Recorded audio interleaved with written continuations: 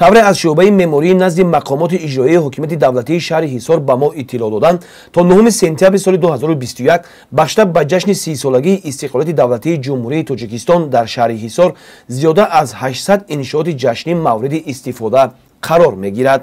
аз ҷумла хонаҳои баланд ошёна, кошонаи ҳусн, сартарошхона, ҳаммом, бунгоҳҳои тиббӣ, растаҳои ҳунармандон, мавзеъҳои сайёҳӣ ва экологӣ, гулгаштҳо, шабакаҳои оби нӯшокӣ, таъмири роҳҳо, ҳавзҳои шиноварӣ, марказҳои дилхушкунии кӯдакону наврасон, мағозаю дӯконҳо, синфхонаҳо, майдончаҳои варзишӣ ва коргоҳҳои дӯзандагӣ дар нақша гирифта шуда, айни ҳол дар якчанд иншоот корҳои сохтмонӣ ҷараён дорад.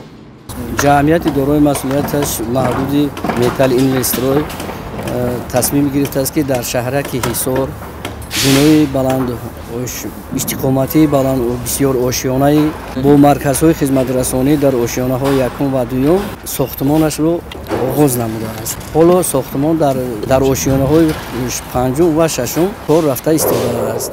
сохтмон аз рӯи меъёрҳои сохтмонӣ мутобиқат намуда коргарҳои маҳаллии ҳамин шаҳрак бо ҷои кор таъмин шуда зиёда аз 45 нафар кор мекунанд.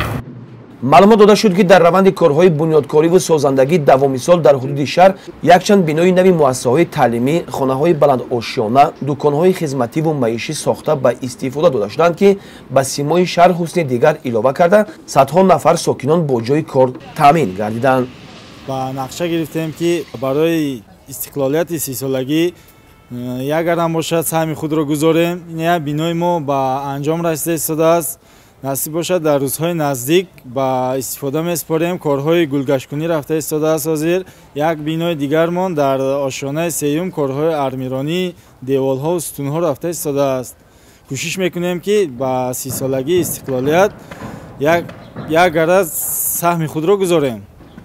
дар ҳамаи ҷамоатҳои деҳоту шаҳраки шаҳри Ҳисор саҳми соҳибкорон дар бунёди иншооти дорои таъиноти гуногун назаррас арзёбӣ мешавад.